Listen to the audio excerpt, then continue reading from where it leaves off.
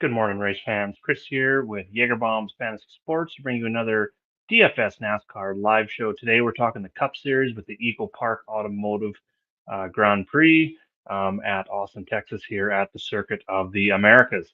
We had a really good race yesterday. After talking on the show, my pick to win was Connor Zilic. Wasn't looking great early on. He took that early penalty, but he showed just how good of a road course racer he is, getting his way back up to the front. He also led 20 laps. I believe he ended up in the optimal lineup. I'm currently on the road, so I wasn't able to see that. Drinking some gas station coffee this morning. So cheers to that, everyone. But yeah, we're going to talk Cup Series today. Practice and qualifying was yesterday. Got that all updated on the sheet. I've got most of my picks highlighted, and we're going to have some ranks and cores coming up after that as well. I'm also going to post my top picks. We're going to go over one core, a driver's lineup that I'm going to use on DraftKings today. We're going to look at some prize picks today, possibly two or three of those picks that we're going to put together. And we're going to look at the DK Sportsbook and some possible bets that we like as well. So without further ado, let's just jump right into the sheet here. I will bring it up.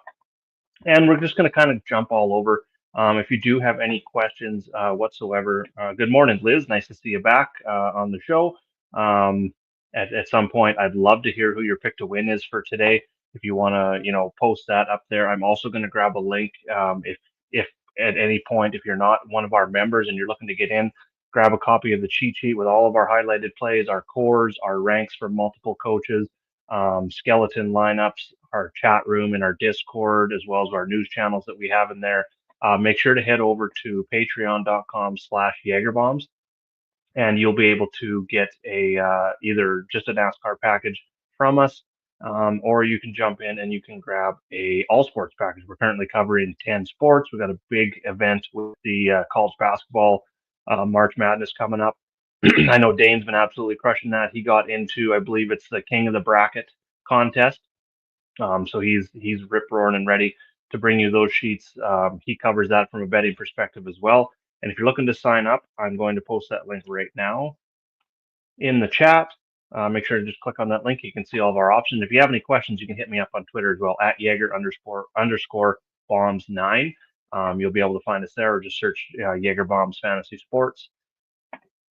So yeah, we got another exciting race here. I'm not sure how everyone feels about road courses. I like it from a strategy perspective. It kind of gets away from what we've been dealing with the last couple of weeks at Daytona and Atlanta. A little bit more at Daytona in terms of the variance of the racing, and how we were building lineups, looking at 4 or 5 guys that are going to give us elite place differential in those races. We weren't really looking at outside of Atlanta, where we were looking at some dominators a little bit, but Daytona definitely not looking for dominators. So going to change things a little bit here. Obviously, we got less laps. I believe this year we got 95 laps in this race, whereas in the past we were seeing 68. 2023 we had 75. So we got a few more laps to go with this race, but I still kind of feel like what we're going to see, and we'll go down on the track history tab here on the sheet. We're just going to look at some of this data that I talked about. We talked about correlation a lot, and that's just a simple correlation number that I put on here that kind of tells us the number for anyone that's new to that correlation or to this stats package here on the track history. The correlation's going from -1 to +1. So anything closer to that +1 tells us that there's a high correlation between the starting position and the finish position, which tells us obviously that track history is very important and starting lineup when it comes to the race. So 694 is very, very high. That's one of the highest that we're going to see all year. There's maybe 1 or 2 races that kind of jump into those high 7s, low 8s in terms of correlation. So last year's race here at COTA was very, very high. The year before, 372, 438, 362. So everything over 362 so far at the Circuit of the Americas in the Cup Series versus what we see maybe at Daytona, where we start seeing some negative correlations there. So that tells us track history is very important. And then, of course, we start looking at the double-digit place differential and how many drivers are going to be getting that. And this is just kind of where I go through my research process to see how I'm going to build my lineups. Am I looking at multiple dominators? Am I looking at multiple place differential plays? Am I looking for a mix, or am I looking for, especially at this track, we are looking more at kind of like your finish position. So kind of if guys are going to give us the finish position plus some place differential, that seems like a bonus, and that driver is definitely going to be high on the radar. So let's just look here. We've got six drivers who had double-digit place differential in 2024, 7 in 2023, high number of 11 in 2022. Had that still a fairly high correlation. So that was a nice mix. In terms of dominators in that race, we had Chastain came from 16th, so he was kind of a double whammy in 2022. He gave us 15 place differential points, plus he had 31 laps led, which is he most definitely was in the optimal lineup that year. So we got 10 here as well. We're probably going to see similar. No, we had Chase Elliott. We had drivers lead 14, Joey Logano, 12, and Kyle Busch there. So there wasn't really any major dominators in that race. And as you can see, there was a couple like Chastain, Briscoe, and McDowell who gave us really nice place differential upside. Same with Chris Buescher there. So I'm kind of looking at a mix. I'm looking at a little bit because when we start breaking down the drivers here on the sheet, we do, as we can see, we are going to have some opportunity where guys have good track history and they're going to give us some place differential play. There's just a little bit more risk in terms of that double digit place differential at a road course because passing is so tough, but they can use the strategy with the pit stops and stuff like that to kind of move their way forward. We've seen Connor Ziltz come from the rear yesterday. I know that is an Xfinity Series, but it can be done if you got a really fast car. The other good thing about the Cup Series this week, in terms of doing your research, is we had two practices. So I'm going to slide over to that practice qualifying section on the sheet here. So we had practice 1, lap time, practice 2, lap time, and then I added in a practice average, which is just averaging the two laps that they recorded from practice 1 and practice 2, and then I ranked those to kind of best car in practice. And then we've got qualifying, and then like I explained on the Xfinity show yesterday, instead of having the place differential plus option here, which is going to give us a look into double-digit place differential, I wanted to look at practice versus qualifying differential. So the minus number is kind of what we're looking for. As you can see, one that really stands out, Austin Cindric, qualified at the back, but he was 6th and 18th, and with his his lap times here, he was 9th in practice speed, which gives him kind of in that. I guess we're going off the wrong number here. I'm going to just fix this really quick. We want, yes. Oh, sorry about that. It's what happens when you're trying to do this on the air live. But I just want to make sure we got the right numbers on there. Yes. So he's a minus 27. We got minus 19 with Alex Bowman, who had the second fastest practice time, but starting 21st. So that's what I'm looking at there in that QP differential tab. Yes, Love did very well yesterday too. It was a really good race. The picks were fairly accurate in terms of I felt comfortable going in with kind of what I said on the show, and it actually turned out quite good. So let's hope that goes the same today. Okay, so I noticed probably have to fix that QP differential on the main sheet, member sheet. I will get that done here as soon as this show is out for you guys. So just give me some time on that. So with that, just talk about the top tier here and kind of my initial reaction to going over and doing my picks. We didn't have a lot of value today like we did yesterday. So building your stars and scrubs is going to be a little bit tougher to do. There's going to be a lot more risk in it. So I think the way I like going is maybe a little bit more balanced. I'm going to kind of discuss why. Like three of my favorite drivers kind of come down in this mid range in the 8Ks. I'll start there today. We've got Alex Bowman, obviously. I just talked about him. He's finished top 5 in 3 straight, top 10 in all 4 races here at COTA. Super consistent. He's been consistent on road courses overall. And then we just slide over and see that he was 2nd and 5th in practice, second best average between those two practices, and he's starting 21st. So I feel he's a top 10 car with top 5 upside. So that tells us he's got really good place differential upside.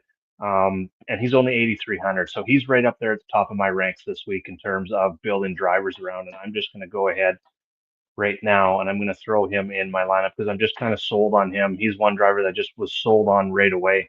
And then right below him, Chris Buescher and Austin Cindric. Again, both those drivers are going to give us place differential. Like I said, it's going to add a little bit more risk to things here.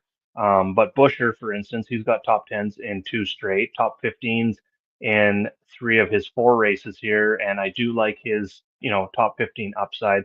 He's been extremely consistent on road courses.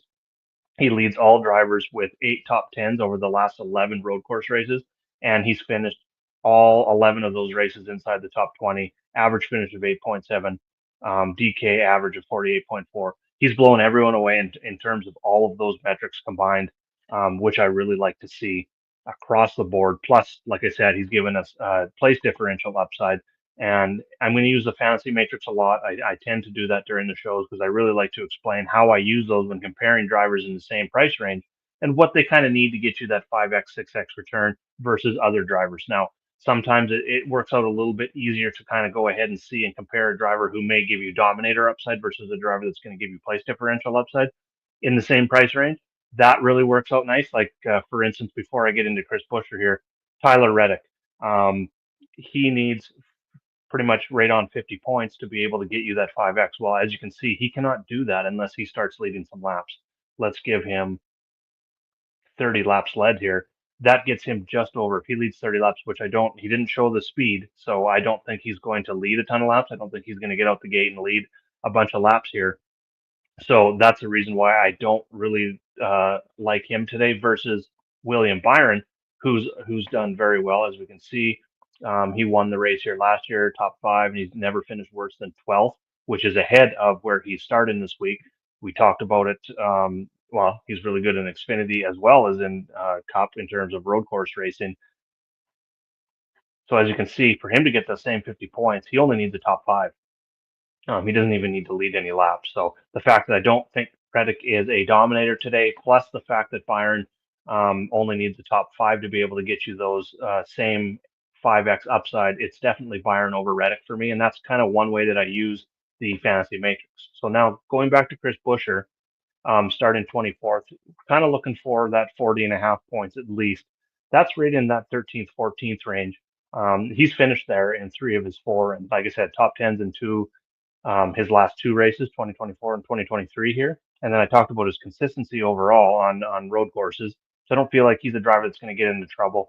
He was 24th in practice 1, 14th in practice 2. So it was good to see that kind of come out ahead, which does give him a slight qualifying practice differential upside for us, which is really good to see as well. But Bowman is definitely my favorite in that range. He just showed a lot more speed. I think he can get up there and give you, like I said, at least top 10 floor with top 5 upside. I don't see Bowman winning the race, but I definitely see his upside in the top 5, which if we go back over here and put him kind of in that 5th place finish, that's 55 points. That's over 6x. So that's probably about 6.3, 6.4x return, which is really good. He would be in the winning lineup. Most definitely optimal if he gets inside that top 5. But again, he can also get an 8th place finish and still give you 6x return.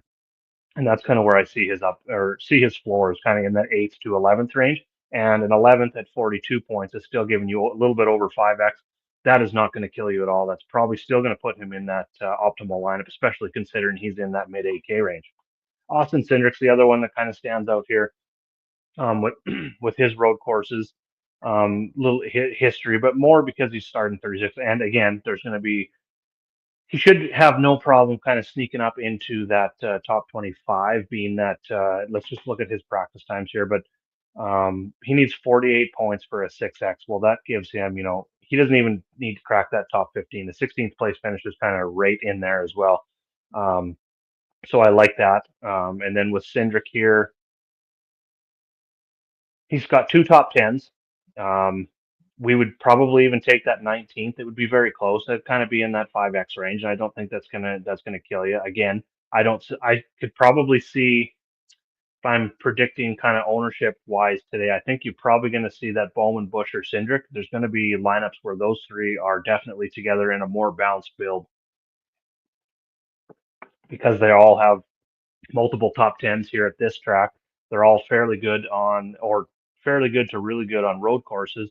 And then looking at Cindric specifically, he's a minus 27, like we talked about before, looking at the practice times. He was 6th in first practice, 18th in second practice, 9th overall speed when averaging out those 2.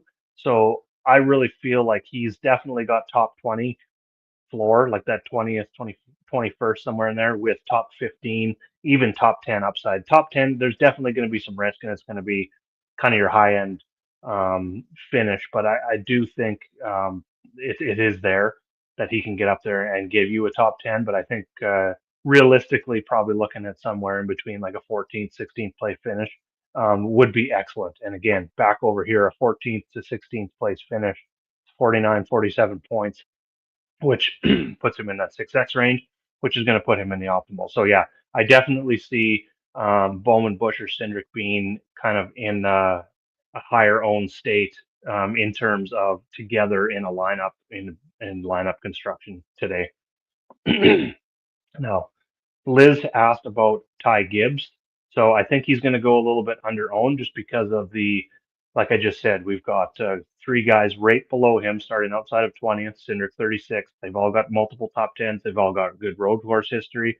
And in terms of Cindric, he's got really good practice times. The same with Bowman.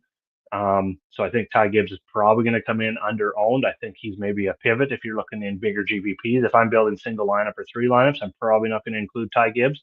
But if I'm doing 20 max, he's definitely a driver that I'm going to use to get away from some of the chalk with Bowman, Busher, and Cindric. And again, he's got really good history here. He finished third last year, ninth in 2023. The last 11 road course races, he's got 4 top 5s, 6 top 10s. The only problem I have with him, and it's the same problem I kind of have with every road course with him, there's a lot of risk because he starts forward more. 9.7 average start. He started 13th today, which doesn't, it's kind of a or it's a plus, but a plus in the wrong way because he's a +3 in terms of the qualifying practice differential. He was 16th in practice speeds, but he's starting 13th, which I really don't like to see, especially when you've got all this place differential and speed differential down here below. Because Ty Gibbs, to give you that same 5-6X, 42 to 50 points, he needs to get you a 7th to a 4th place finish. So he needs to have the upside, and he has shown that upside here with the third last year. I just think the risk is a little bit too much for me to fit him in my probably top 10, top 15 drivers today. But like I said, if you're looking to go a little bit off the board to get away from some of that chalk, I would go, if it's 20 max, 1 or 2 lineups at the most, I think is enough, just with the risk that is there with Ty Gibbs. Thank you for the question. I really appreciate that. Anyone else has questions? You want to throw me out your favorite pick today, pick to win, favorite DFS pick, favorite top 10 pick, favorite DraftKings pick, favorite prize picks pick. Throw it in there. I really appreciate you guys tuning in, and I really appreciate all the interaction at the show. So let's go back up. We talked about William Byron. He won here last year. He started 15th. So yes, I definitely like him at the top. Like I said, though, lineup construction is a little bit tougher if you're trying to go multiple guys in the, let's just say 9K and up range. Appropriate exposure on Cindric. Okay. So Cindric starting 36, like I said, he's given you that speed differential. He's got top 10s here.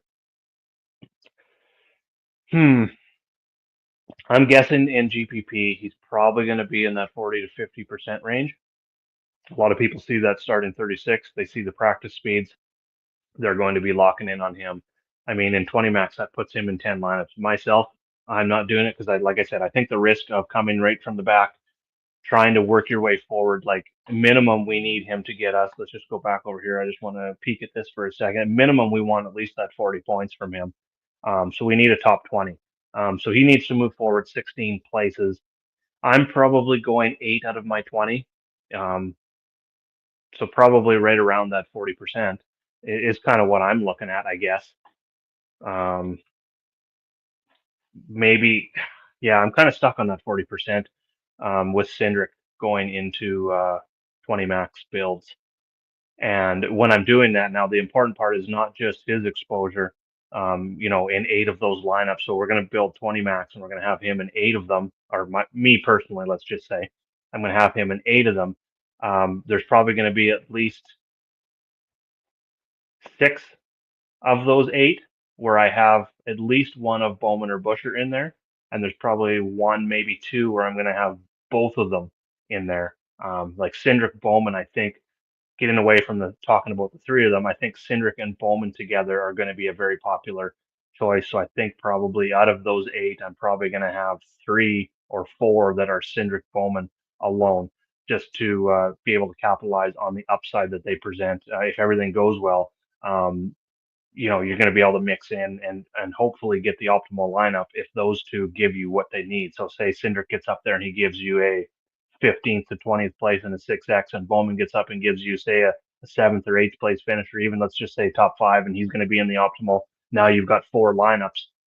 Those are the 4 drivers that you're going to mix and match in there and hopefully get to that optimal lineup. So if you're feeling really confident that Cindric can get up there and give you 20th, or even inside the top 20, and you're feeling really confident in Bowman, which I'm feeling extremely confident in Bowman for sure, starting 21st, I would maybe out of those 8 lineups, maybe even go 6 with those 2, because you now have 14 other lineups that you're going to be a little bit different should things maybe not go right. But you really do want to capitalize when things do go right and be able to have the best chance to hit that optimal lineup. And if those 2 hit, they're definitely going to be in the optimal lineup, and they don't even need to win the race, like I said, or lead laps or anything. So that's kind of the way I'm looking at the exposure for Cindric. I'm probably in that 40% range, and then, like I said, out of those 8 lineups, I'm probably going 6 with Bowman, is how I'm going to start. So I'll go back to this here, and we've talked a lot about these guys, so I'm definitely going to plug those 2 in as starters in my skeleton lineup in my core here.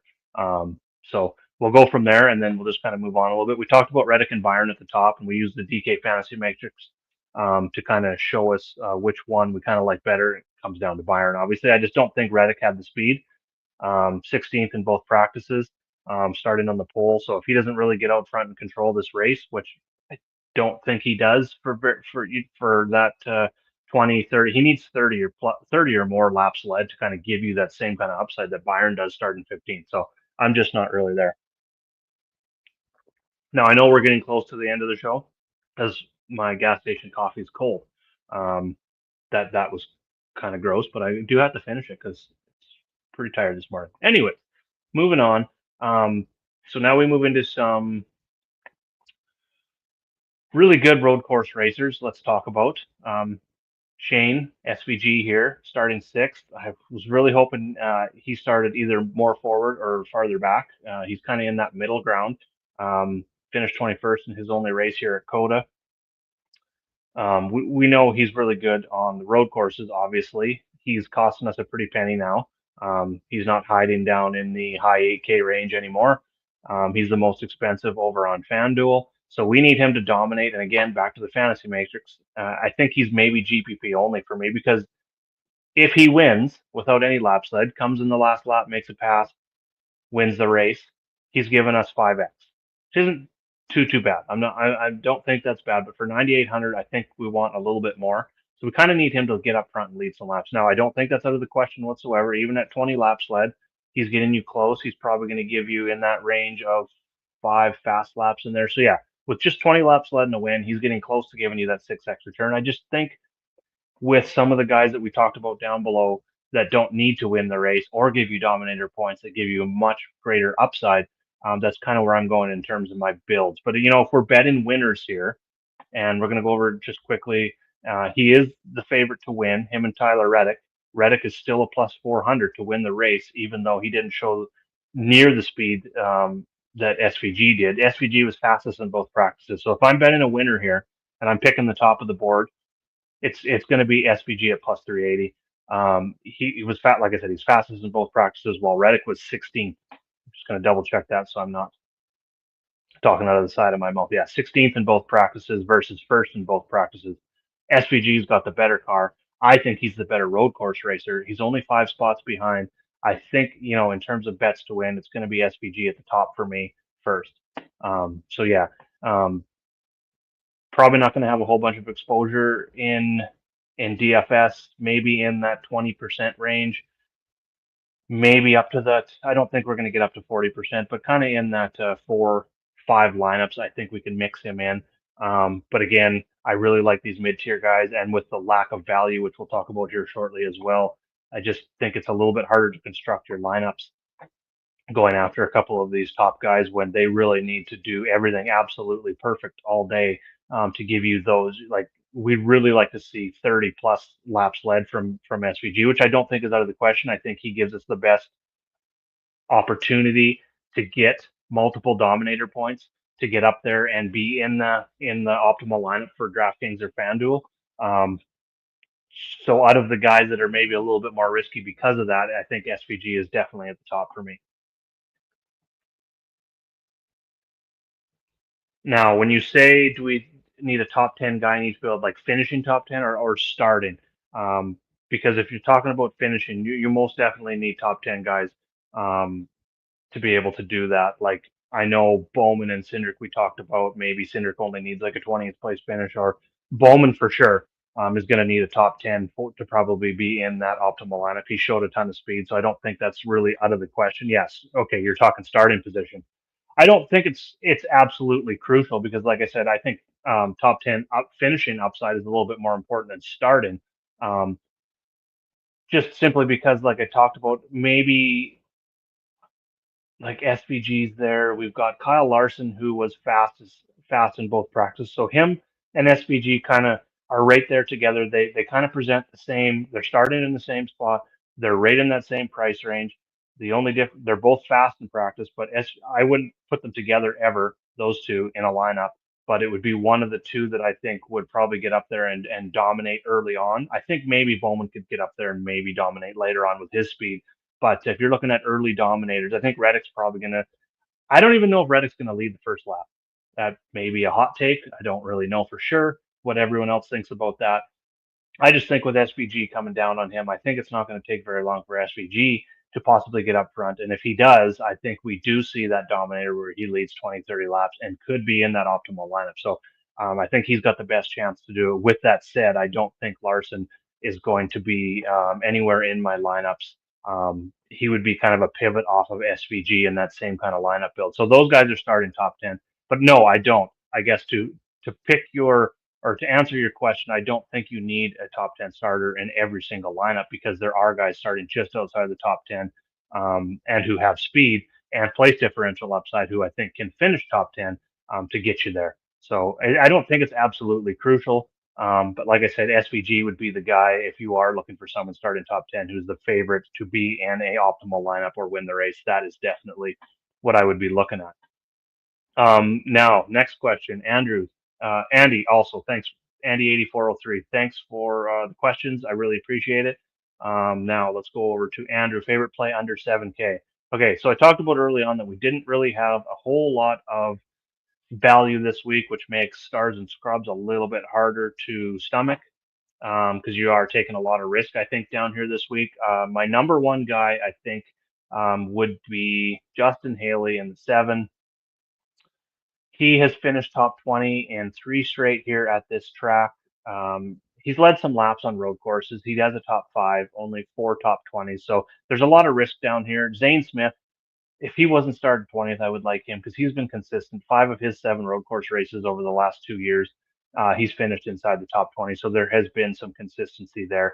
But I do like Haley. He gives you 9 more place differential points here. He's been top 20 in 3 straight at this track, and he showed the best speed by far down in this range. 11th and 15th in the 2 practices, 13th in the overall practice averages.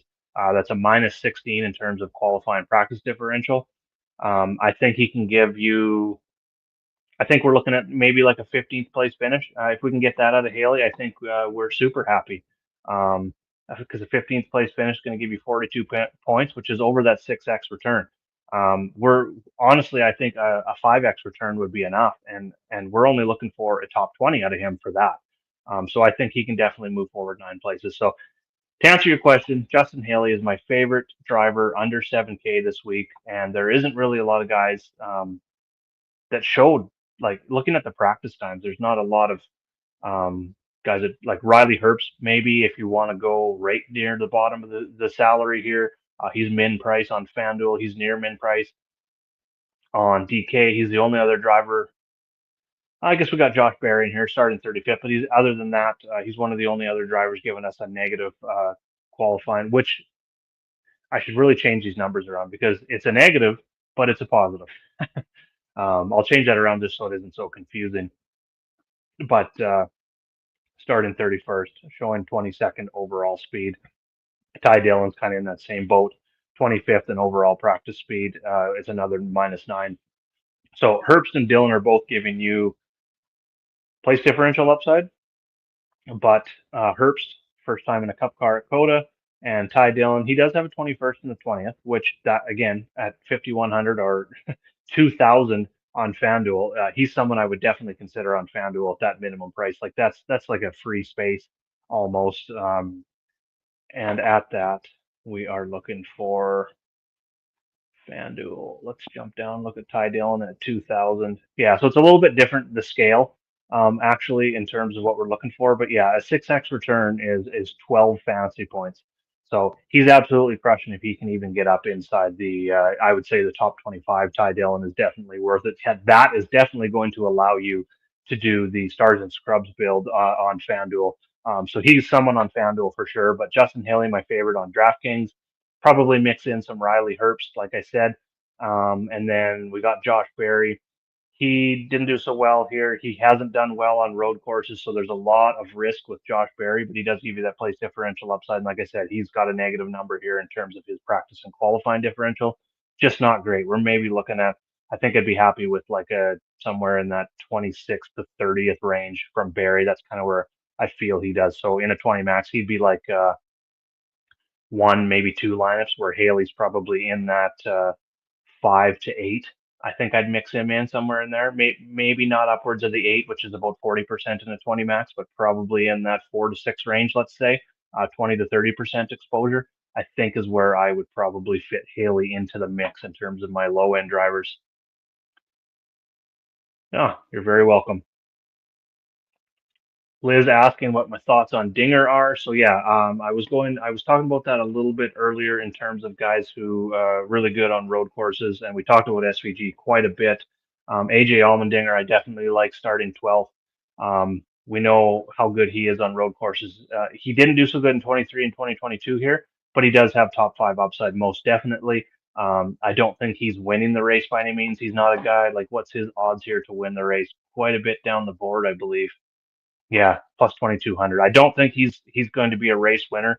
I do like that plus 600 for that's a top three. The plus 285 for a top five possibly. But for fantasy, yes, I think there's upside there. 8,900's getting up there, but he did show some speed. He's fifth fastest in practice when we're looking at the averages of the two practices. And if we go over here, we're kind of looking at that. We need 45 to 53 points.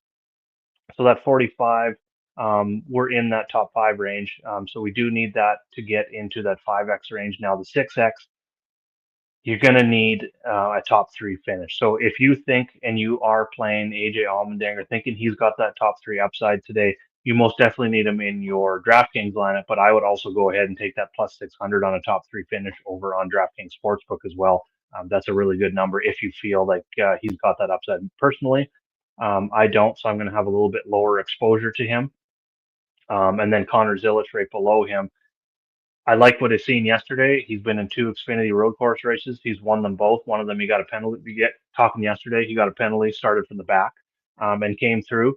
But this will be his first time in the Cup car on a road course, so I'm not really sure. Even colder that time. I'm not really sure he's got, starting 14th. We need him to get at least a seventh place finish to give you that 5X. I think that's maybe doable.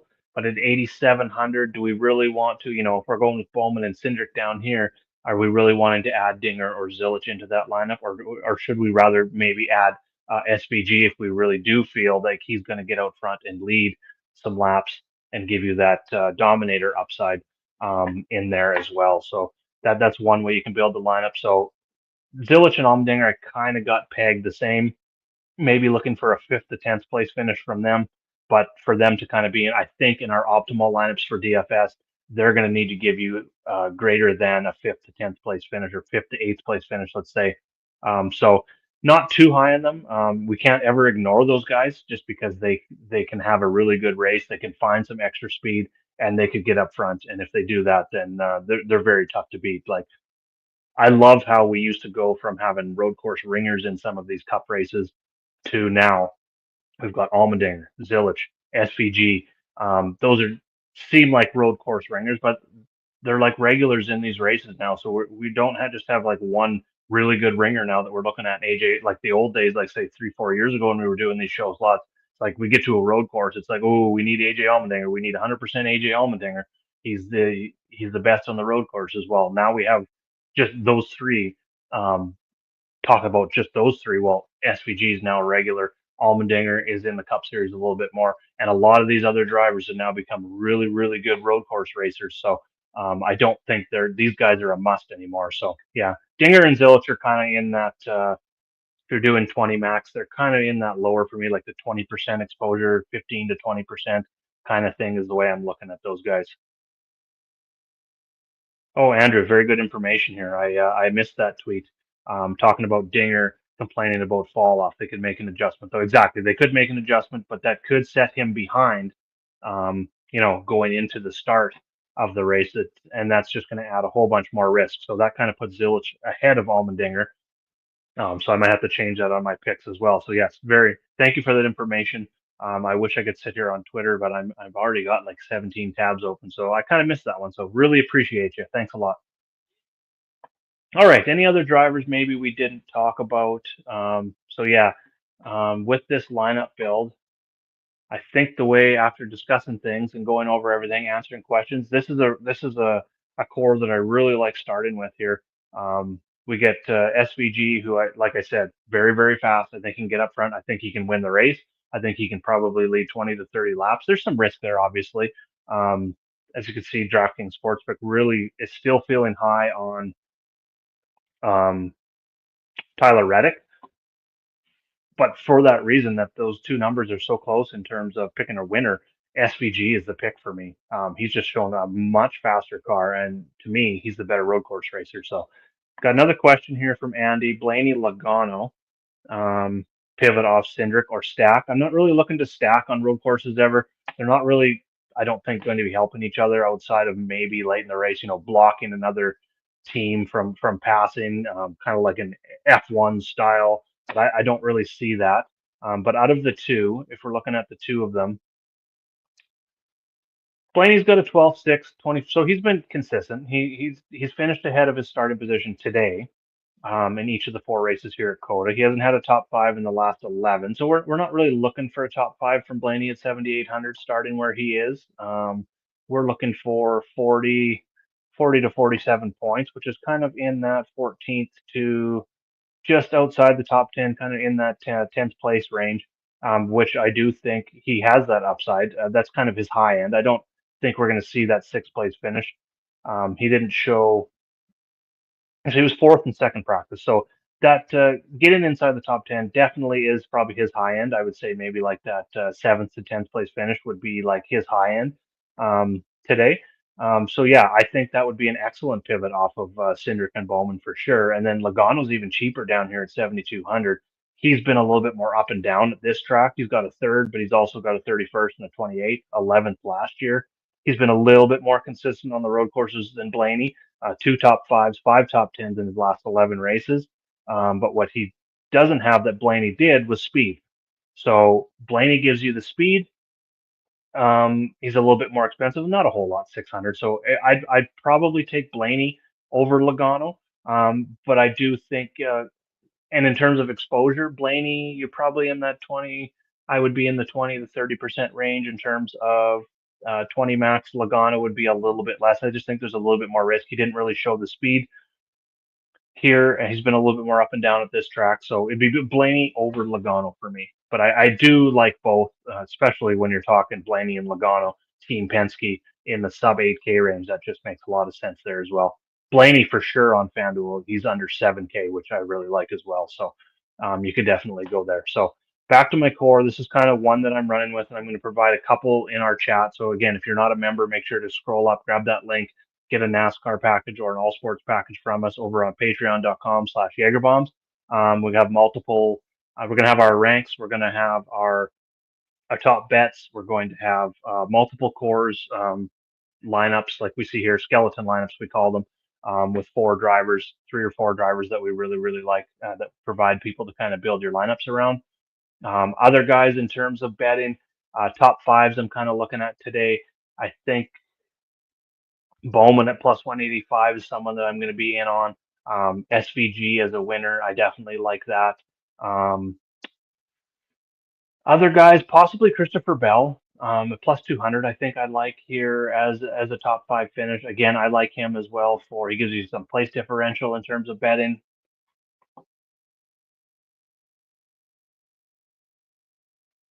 And over to prize picks, some guys that maybe stand out. See this 48.5 I like from SVG, and this is the same scoring over on prize picks as it is on DraftKings. So this is where I really also like using um,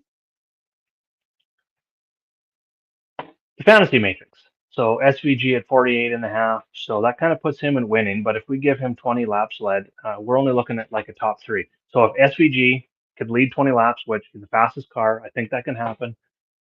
He doesn't need to win to give you that over 48.5 fantasy points. So that alone, I really like him over on prize picks. So that's going to be one driver that I'm going to be fitting in prize picks for sure. Another one we talked about Alex Bowman, 43.5. I think that makes a lot of sense because that 43.5, yeah, I mean, that's a top 10 for him. So um, there's my two favorite right there would be SVG and Alex Bowman on prize picks. And I think I'm probably going to end up locking that in. Probably two drivers, and I may add. The way I do it is kind of like I ladder bet. I pick my two favorite drivers on prize picks. And let's just say I go $20 on those two. That's kind of like my cash game play. And then I'll add a third driver and I'll keep it on a power play. I don't really like the flex, getting that in there until I'm up into the 5 or 6 picks at a time. Um, but I'll add a third driver and maybe do that at $10, and then I'll maybe do a 4 or 5 driver lineup in there, and I'll do that at like $5, kind of like a ladder bet. To do the same thing a little bit with golf, it's not so much a parlay. Like this is more of a parlay, but in golf, I'll take a golfer that I like, and I'll bet him top 20, top 10, top 5, and win. But my highest units will go towards the top 20 and then down that ladder. So if they finish top 20, top 15. If they finish top 20, I'm going to get my money back. If they finish top 10, and I'm talking golf here, I'm just kind of explaining the ladder bet for anyone that may be new on that. The top 10, then you're making money, and top 5, you're making even more. And then if they win the tournament, even more. So that's the way I kind of look at prize picks as well. So if I hit my two driver pick here, I'm ahead. And then if I throw that third driver in and I hit that one, I'm ahead even more, obviously, and then down the line there. So just had a question about Christopher Bell.